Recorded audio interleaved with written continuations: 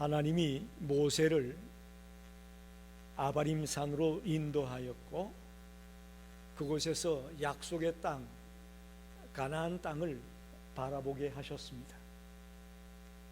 그리고는 너도 아론과 같이 죽게 될 것이다 라는, 죽음이 임박했다라는 말을 듣습니다. 이때 모세는 놀라거나 원망하거나 불평하지 아니하고 오히려 하나님의 구원의 역사를 계속 이루어갈 후계자를 세워달라고 요청하고 있습니다. 그만큼 모세가 성숙했다라고 보여집니다. 너가 곧 죽을 거다라는 말을 들었을 때에 원망하거나 불평하지 아니하고 방황하게 될 백성들을 생각하며 좋은 후계자를 세워달라고 요청하는 것입니다. 그러자 하나님은 여호수아를 새로운 지도자로 세워주십니다. 위대한 종 모세가 떠나가도 하나님은 여호수아라는 새로운 지도자를 세워서 하나님의 구원의 역사를 계속해서 이루어 가실 것입니다. 할렐루야. 하나님의 나라가 도래할 때까지 하나님의 구원의 역사는 멈추지 않습니다. 지금도 계속되고 있고 앞으로도 계속될 것입니다. 특별히 하나님은 그 구원의 역사를 믿음의 사람들을 통하여 일하십니다. 할렐루야. 그래서 오늘 설교의 제목이 구원 역사에 쓰임받는 자가 되려면 모세나 여호수아만 하나님의 구원 역사에 쓰임받는 것이 아니라 오늘 저와 여러분도 하나님은 우리를 사용하여 하나님의 구원의 역사를 이루기 원하심을 믿습니다. 오늘 이 말씀을 받을 때에 이건 교회 안에 지도자나 들어야 되지 않느냐, 목사나 선교사나 전도사만 들어야 되는 말씀이 아니겠느냐라고 생각하면 오해입니다. 땅의 모든 믿음의 사람들을 통해서 하나님은 구원의 역사를 이루기 원하십니다.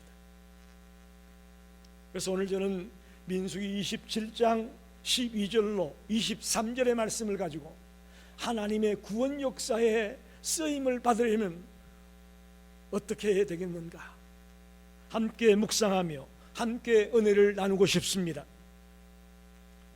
첫째, 하나님께 쓰임받는 사람이 되려면 하나님 앞에서 거룩한 자가 되어야 된다라고 말합니다. 하나님이 모세를 아바림 산으로 부르시고 약속의 땅 가나안을 보게 하셨습니다. 그리고 너는 여기까지야 라고 얘기하는 거예요. 너가 할 일은 여기까지야. 여러분 얼마나 억울합니까? 40년 동안 그 고생을 하면서 백성들을 끌고 왔는데 너는 그곳에 들어가지 못하고 여기까지야. 참 마음이 무거웠을 것이라고 생각이 됩니다. 그렇게 가고 싶었던 약속의 땅이 아닙니까? 젖과 꿀이 흐른다는 그 땅이 아닙니까? 근데 너는 여기서 죽고 말 거야 라고 하는 이야기는 너무나도 모세에게는 충격이었을 것이라고 생각이 됩니다. 여러분 왜 하나님이 모세에게 그렇게 얘기할 수밖에 없었을까요? 성경은 그 이유를 말하고 있습니다. 민수기 27장 14절 말씀을 보면 이는 신강야에서 회중이 분쟁할 때에 너희가 내 명령을 어기고 거역하고 그 물가에서 내 거룩함을 그들의 목전에 나타내지 아니하였음이니라. 하나님의 거룩함을 나타내지 않았기 때문이다 라고 말합니다. 하나님은 머리바물 사건 때에 반석에게 명하여 물을 내라 그랬죠. 하나님의 말씀은 있는 그대로 얘기하면 반석에게 명하여 물을 내라. 근데 모세는 화를 내면서 백성들을 향해 말을 하면서 반석을 2번이나 쳤다라고 되어져 있습니다. 거룩하신 하나님의 말씀대로 순종하지 아니하고 자기의 개인적인 그런 감정이 들어가고 액션이 들어가면서 하나님의 영광을 드러내지 아니하고 하나님의 거룩함을 드러내지 않았다라고 분명하게 말하고 있습니다. 그 일로 인해서 약속의 땅 가나안에 들어가지 못했다라고 말씀하고 있습니다. 여러분, 거룩이라는 것이 이렇게 중요합니다. 데이빗 웰스라는 사람이 거룩한 하나님이라는 책을 썼는데 그 책에 보면 현대인들이 하나님의 거룩하심에 대한 인식이 약해지는 이유가 있다. 그 이유를 세 가지를 말합니다. 첫째는 하나님의 존재가 현대인들에게는 가볍게 느껴지기 때문이다. 오늘 너무너무 살기 좋은 세상이 되었습니다. 그러다 보니 사람들의 내리 속에 하나님의 존재에 대한 생각이 가볍게 여겨지고 있고 가소평가되고 있기 때문에 하나님의 거룩이 점점 흐려지고 있다는 겁니다. 두 번째는 하나님의 계명을 실천하는 것이 힘들다는 생각 때문에 거룩하신 하나님에 대한 생각을 안 하려고 한다라는 겁니다. 마지막 하나는 하나님을 사랑의 하나님으로는 강조하지 거룩하신 하나님 혹은 심판하시는 하나님 그런 쪽은 약하다는 거죠. 사랑의 하나님만 생각하다 보니까 거룩하신 하나님에 대한 인식이 점점 흐려지고 있다. 굉장히 올바른 지적이라고 생각합니다. 오늘 성도들에게 거룩이라는 말을 쓰게 되면 어색해 합니다. 여러분, 하나님 분명히 말씀하지 않습니까? 내가 거룩하니 너희도 거룩할지니라. 할렐루야. 내가 거룩하니 너희도 거룩해라. 거룩을 얼마나 강조했습니까? 오늘 현대인들은 점점 거룩에 대한 인식이 흐려지고 있다는 것입니다. 거룩하다라는 말은 가도시라고 말합니다. 히브리어로 가도시라고 하는데 이건 구별되다, 분리하다 그런 뜻을 갖고 있습니다. 출애굽기 19장 5절 6절을 보게 되면 하나님이 모세에게 말합니다. 너희가 내 말을 잘 듣고 내 언약을 지키면 너희는 모든 민족 중에서 내 소유가 되겠고 너희가 내게 대하여 제사장 나라가 되며 거룩한 백성이 되리라. 할렐루야. 너는 이 말을 이스라엘 자손에게 전할지니라 했습니다. 거룩한 백성이 될 것이다. 어떻게 할 때에? 하나님의 말씀을 지켜나갈 때에 거룩한 자가 될 수 있다고 말합니다. 하나님은 출애굽 이후에 10계명을 위시한 토탈 613가지의 계명을 주셨습니다. 이 613가지의 계명들을 지켜나가고 순종해 나가는 것이 바로 거룩이라고 말할 수 있습니다. 여러분, 우리가 계명을 지켜나가면 우리의 본성이 거룩한 본성으로 바뀌어진다는 그런 말이 아니고요, 우리가 주의 계명을 지켜나가면 우리가 구별된 자가 된다는 거예요. 그래서 거룩한 자가 된다라는 겁니다. 할렐루야. 우리가 믿는 사람들 보면은 여전히 그 옛날 성품 똑같잖아요. 성품이 변하는 게 쉽지가 않습니다. 그러니까 내가 거룩한 자가 된다라는 것을 나 같은 성품의 사람은 어려워 이런 생각을 우리가 할 수 있을 거예요. 그런데 우리가 성품 자체가 변하는 것이 아니라 하나님의 말씀에 순종하며 계명을 지켜나가다 보면 내가 구별된 삶을 살게 되고 주를 모르는 자와는 분명하게 분리된 다른 삶을 살게 된다. 그래서 우리가 거룩한 자가 되는 거다. 할렐루야. 여러분, 이 말이 힘이 되시길 바랍니다. 우리도 거룩한 자가 될 수 있습니다. 주의 말씀대로 순종하다 보면 구별된 삶을 살면서 거룩한 자가 되는 거라 그렇게 말합니다. 하나님의 구원 역사는 강물처럼 지금도 흐르고 있습니다. 그런데 하나님은 사람을 통해서 그 구원의 역사를 이루어 가신다고요. 어떤 사람?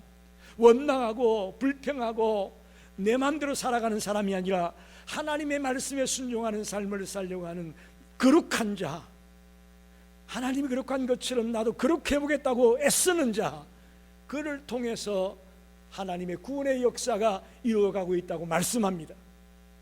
오늘 이 말씀을 통해 저 여러분이 거룩한 백성이 되려고 애쓰는 자가 되시기를 부탁드립니다. 두 번째는 여호수아를 향해 그는 하나님의 영이 충만한 사람이라 이렇게 말합니다. 구원 역사에 쓰임받는 자는 하나님의 영이 충만한 자였다, 그렇게 말씀하고 있습니다. 18절을 보면 눈의 아들 여호수아는 그 안에 영이 머무는 자니 너는 데려다가 그에게 안수하고, 여호수아에게는 하나님의 영이 머무는 자다 이렇게 말하고 있습니다. 여호수아를 흑음하는 사람 가운데 모세의 후계자로 여호수아를 세운 이유는 하나님의 영이 충만했다라고 말합니다. 여러분, 하나님의 구원 역사를 멈추지 않고 계속해 나가기 위해서는 어떤 사람이 쓰이느냐? 하나님의 영이 충만한 자가 쓰인다고 말합니다. 쉽게 말하면 성령 충만한 자를 사용하여서 하나님의 구원 역사를 이루십니다. 할렐루야. 성령 충만이라는 말 많이 들으셨죠? 예수 믿으면서 교회 다니면서 성령 충만이라는 말을 많이 들었을 것입니다. 저는 말씀드렸지만 성령 충만은 뭐냐? 술 취하지 말고 오직 성령의 충만을 받으라는 에베소서 5장의 말씀처럼 술이 우리에게 들어오면 술이 우리를 지배하듯이 성령 충만은 뭐냐? 성령님이 나를 지배하는 상태를 말합니다. 하나님의 영이 나를 지배하는 모습을 말합니다. 그렇기 때문에 이 구원 역사의 일은 내 본의로, 내 능력으로, 내 힘으로, 내 실력으로 하는 게 아니고요, 하나님의 능력으로 감당할 수 있는 게 구원 사역입니다. 할렐루야. 그래서 성령 충만한 자를 하나님은 쓰시는 겁니다. 여호수아가 모세의 시종으로 알고 있습니다. 그렇다고 여호수아가 시시한 사람이라고 착각하면 안 됩니다. 여호수아는 능력 있는 사람이었습니다. 여러분 알다시피 아말렉과의 전쟁 때에 모세는 아론과 훌이 팔을 받쳐줘 가지고 팔을 들고 있고 직접 나가 싸운 사람은 누굽니까? 여호수아가 직접 나가 아말렉과 싸워서 그들을 물리쳐서 승리했습니다. 군사적으로, 행정적으로 그런 능력이 있는 사람이었습니다. 12명의 정탐꾼의 하나가 여호수아였습니다. 용기 있는 사람이었습니다. 그 적진에 들어가 40일 동안 그 땅을 탐지하고 오는 게 쉬운 일이 아니지 않습니까? 용기 있는 사람이었습니다. 다시 말하면 충분히 인간적인 눈으로 볼 때에도 여호수아가 지도자가 될 자격이 있었습니다. 그러나 하나님은 그것 보고 그를 세운 것이 아닙니다. 영이 그 안에 있었기 때문에, 하나님의 영으로 충만해 있었기 때문에 여호수아를 세웠다고 말합니다. 할렐루야. 그 안에 영이 모른다는 말의 원어적인 뜻을 보면 성령이 그 안에 있는 자 이렇게 말할 수 있습니다. 성령이 그 사람 속에 역사하는 자가 하나님의 구원 사역에 쓰임을 받을 수 있다는 것을 보여주는 말입니다. 교회의 일꾼은 세상적인 권위나 세상적인 실력, 능력 가지고 일하는 것은 아닙니다. 성령의 감동하심을 받은 자들이 교회 일을 할 수가 있음을 믿습니다. 여러분, 예수님을 나의 구주로 믿습니까? 다시 한번 묻습니다. 예수님을 나의 구주로 고백하고 믿습니까? 영접하셨습니까? 그것은 여러분 본위로 할 수 있는 것이 아니고 하나님의 영이 함께 할 때 가능하다고 성경은 말씀합니다. 고린도전서 12장 3절 하반절에 보게 되면 성령으로 아니하고는 누구든지 예수를 주시라 할 수 없느니라. 할렐루야. 여러분 속에 성령님이 감화하셨기 때문에 나는 예수를 나의 주님으로 믿습니다라고 고백이 가능하다는 겁니다. 이미 여러분에게는 성령님이 임재해 있습니다. 성령님이 감화하셨습니다. 그러나 그것과 성령 충만은 다릅니다. 성령님이 내 속에 임재해 있다, 성령님이 감화해서 내가 예수를 믿는다고 고백하게 했다, 그것하고 성령으로 충만하다는 것은 다르다는 것을 아셔야 됩니다.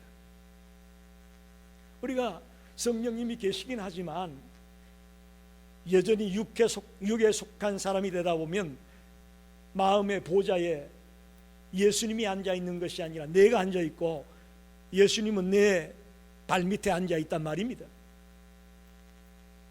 하나님의 영이 들어왔다고 다 똑같은 게 아니라는 것을 여러분 아셔야 됩니다. 여기 성령 충만이라는 것은 내 마음의 보좌에 주님이 앉아 있고 나는 그분의 발밑에 앉아 있는 모습이 될 때에 이게 성령 충만입니다. 성령으로 충만하지 못하면 예수 믿지만 근심이 있습니다. 예수 믿지만 불안합니다. 예수 믿지만 낙심하고 좌절할 때가 한두 번이 아닙니다. 여러분 잘 들으셔야 됩니다. 성령 충만하지 못하면 세상 사람과 별반 다를 게 없습니다. 여전히 근심하고 걱정하고 낙심하고 좌절하고 신경질 부리고, 또 성령 충만하지 못하면 말입니다, 기도를 아무리 한다고 해도 형식적인 기도입니다. 그래서 기도해도 은혜가 없어요. 이게 정말 응답이 될까? 의심합니다. 기도는 하기는 해요. 그런데 여전히 의심하고 염려하고 형식적인 기도로 전락된다는 거죠. 성경도 읽습니다. 성경을 읽긴 읽으나 그 뜻이 무엇이고 그 말씀이 뭘 나에게 말하고 있는지 나에게 주는 말씀으로 받지 못하는 거죠. 그래서 말씀대로 순종하지 않습니다. 살아가지 않습니다. 그러니 100년 예수 믿어도 똑같다는 거죠. 이만큼 성령 충만이라는 것과 성령의 감화로 내가 예수 믿는다는 것은 분명히 차이가 있다는 것을 여러분 아셔야 됩니다.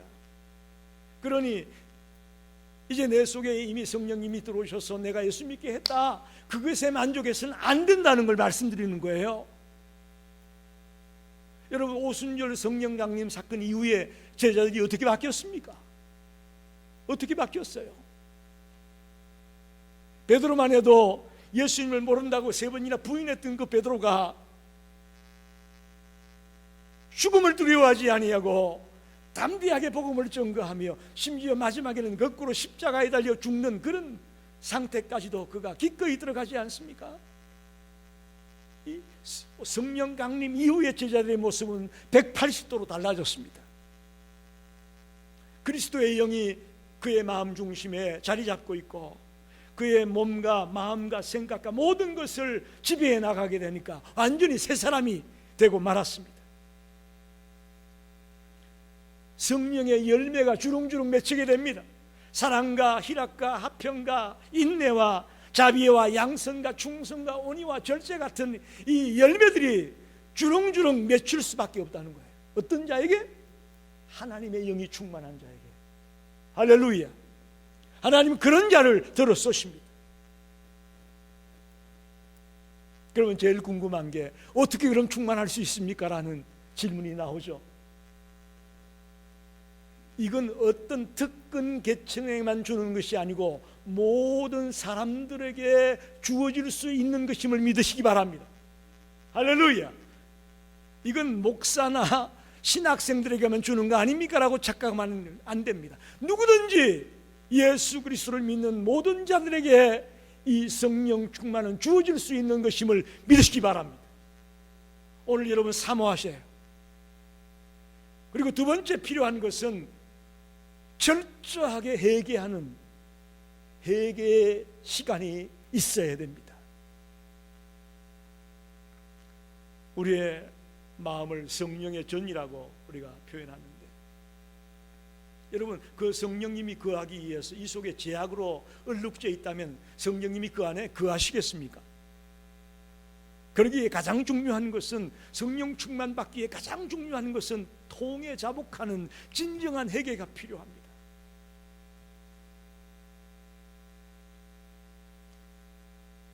저도 초등학교 6학년 때부터 정말 열심히 교회를 다녔지만 철저하게 나의 죄를 통에 자복하는 순간이 고등학교 2학년 때야 있었습니다. 그때 그 당시에는 교회마다 1년에 한두 차례 꼭 부흥회를 했죠. 그 학생 때 부흥회에 참석했다가 강사님의 말씀을 듣고 집회가 끝나고 혼자 간절히 기도하는 중에 별의별 죄가 다 생각이 나더라고요. 그동안 살아오면서 지었던 별의별 죄가 다 생각이 나면서 주님 앞에 토해내는 시간을 한참을 가졌습니다. 그때 오는 그 희열, 그때 오는 그 감격이라는 것은 이 세상의 말로는 표현이 안 됩니다. 완전히 세상이 새롭게 보였습니다. 통의 자복이라는 것이, 철저하게 나의 죄를 고백하는 이 순간이 얼마나 중요한가를 저는 체험했습니다. 여러분, 물론 여러분 모두가 예수 믿을 때 다 회개하고 나 예수 믿겠습니다라고 고백했겠지만, 정말 하나님 앞에 씨름하는 심정으로 나의 지난 과거를 깨끗이 청산하는 그런 심정으로 한번 통에 자복한 적이 없었다면 그런 나를 잡으세요. 하나님 앞에 통에 자복하며 하나하나 나의 죄악들을 고백해 나가시길 바랍니다. 그럴 때에 놀라운 하나님의 영이 우리 속에 부어지게 될 것이고 또 충만케 되는 역사가 일어나게 될 것을 믿습니다. 사모하는 자에게 주겠다고 했습니다. 성령의 충만은 사모하는 자에게 주는 겁니다. 믿음으로 부르짖고 사모하는 자에게 주신다고 했습니다. 특수 계층에만 주는 게 아니라 누구에게나 사모하며 믿음으로 부르짖는 자에게, 통에 자복하며 달려가는 자에게 주겠다고 한 것이 성령 충만입니다. 이 성령 충만이 우리 모든 성도들에게 있게 되기를 간절히 축원합니다. 마지막으로 구원 역사에 쓰임받는 자가 되려면 하나님의 말씀을 따르는 성도가 되어야 된다고 오늘 말씀합니다. 이제 하나님은 후계자인 여호수아가 하나님의 뜻을 알기 위해서는 대제사장 엘르아살 앞에 나아가야 된다고 말씀합니다. 민수기 27장 21절 보면, 그는 제사장 엘르아살 앞에 설 것이요 엘르아살은 그를 위하여 우림의 판결로서 여호와 앞에 물을 것이며 그와 온 이스라엘 자손 곧 온 회중은 엘르아살의 말을 따라 나가며 들어올 것이니라, 이렇게 말합니다. 무엇을 하든지 간에 여호수아는 엘르아살 제사장 앞에 가서 묻고, 그리고 엘르아살이 이제 하나님의 말씀이라고 주면 그걸 가지고 움직이라, 그런 말입니다. 이건 모세 시대와 또 모세 이후 시대로 나뉘어지는 겁니다. 모세까지는 이제 그가 하나님의 선지적 중보자로서 직접 하나님과 대화를 하고, 그죠? 직접 하나님의 명령을 받아가지고 바로 백성들에게 선포하는 그런 사역자가 모세였다면, 이제 여호수아부터는 전혀 다릅니다. 여호수아가 직접 하나님에 가서 대화하고 하나님과 만나고 하는 것이 아닙니다. 대제사장 엘르아살을 통해서 그에게서부터 하나님의 말씀을 받고, 그가 하나님의 뜻이라고 얘기하면 그걸 받아서 백성들에게 선포하고 백성들을 끌고 나가야 된다라고 말씀하는 것입니다. 여기 보면 우림의 판결로서 그렇게 말하죠. 우림의 판결. 이게 무슨 말이냐면 대제사장의 옷에 보게 되면 제일 특이한 것이 조끼 같은 게 있습니다. 조끼 같은 게 있는데 그걸 에봇이라고 해요. 그 에봇 속에는 우림과 둠밈이라는 판결 흉패가 붙어 있습니다. 쉽게 말하면 일종의 제비와 마찬가지예요. 우리 어떤 프로 같은 거 보면 이렇게 제비 뽑듯이 뽑잖아요. 그와 같은 역할을 하는 것이 우림과 둠밈입니다. 그래서 그것을 통해서 하나님의 뜻을 분명하게 밝혀주는 것입니다. 그래서 하나님이 엘르아스를 통해서 하나님의 메시지를 주게 되면 그걸 이제 여호수아가 받아서 백성들을 이끌고 나가는데 사용되었다라고 볼 수가 있습니다. 쉽게 말하면 언제나 여호수아 앞에는 하나님의 말씀이 있어야 된다라는 것입니다. 자기 생각으로 또 자기가 그동안 알았던 것 가지고 일하는 게 아니고요, 항상 무슨 일을 하든 간에 하나님의 말씀 앞에 머리를 조아리고 제사장을 찾아가서 하나님이 이 일에 대해서 뭐라고 말씀합니까? 라고 묻고 그 명령을 따라 움직이도록 되어 있는 것이 여호수아였습니다. 하나님은 우리를 인도할 때에 말씀을 통해 인도하십니다. 할렐루야. 말씀을 통해서 인도합니다. 성령 충만이라는 말을 다른 말로 표현하면 말씀 충만이라는 말로 바꿀 수 있습니다. 여러분, 우리가 하나님의 말씀으로 충만케 된 자는 이 성령으로 충만한 것이나 마찬가지입니다. 그래서 여호수아는 항상 하나님의 말씀을 앞세우고 달려나가서 구원의 역사를 이루게 되는 것입니다. 우리도 마찬가지입니다. 하나님은 하나님의 말씀으로 충만한 자들을 들어 쓰셔서 구원 역사에 쓰십니다. 우리가 성경 통신을 하고 매일같이 규칙적으로 성경을 읽고 묵상하고 하는 이유는 하나님의 말씀을 따라 나아갈 때에 하나님이 원하는 구원 사역에 쓰임을 받는 자가 될 수 있기 때문에 그렇습니다. 여러분, 방법이 다른 거 아닙니다. 하나님의 말씀을 따라가는 것입니다. 그럴 때 저와 여러분이 지금도 계속되고 있는 하나님의 구원의 역사 속에 우리도 한몫 감당하는 자가 될 수 있음을 믿습니다. 말씀을 정리합니다. 하나님의 구원의 역사는 이제 하나님의 나라가 도래될 때까지 멈추지 않습니다. 계속됩니다. 그런데 그 일을 하실 때에 하나님은 믿음의 사람들을 통해서 일을 하시는데 어떤 사람이냐? 하나님 앞에 거룩한 자가 구원 사역에 쓰임 받는다고 말씀합니다. 거룩한 자는 하나님의 계명을 지키는 자입니다. 그래서 구별되게 살아가는 겁니다. 할렐루야. 우리 구별되게 살아갑시다. 어떤 모임에 가든 어떤 사람을 만나든 구별되게 살아가려고 합시다. 고통이 따를 거예요. 진통이 있을 거예요. 그러나 우리는 거룩한 자로 살아가기 위해서 그렇게 구별되어 나가야 됩니다. 말도 생각도 행동도 저분은 참 예수 믿는 사람답구나, 정말 저분은 달라 라는 그런 인정을 받을 수 있는 성도가 되시기를 바랍니다. 두 번째는 하나님의 영이 충만한 자가 되어야 된다. 영이 그 마음속에 하나님의 영이 있다. 에베소서 5장 18절의 말씀처럼 술 취하지 말라, 이는 방탕한 것이니 오직 성령의 충만함을 받아. 술 취함과 성령의 충만함을 똑같이 비유적으로 말하고 있습니다. 술이 우리 속에 들어오면 술이 우리를 지배하고, 성령님이 우리 속에 들어와 충만하게 되면 성령님이 우리를 지배하게 되는 그런 하나님의 영으로 충만한 자가 되시기를 바랍니다.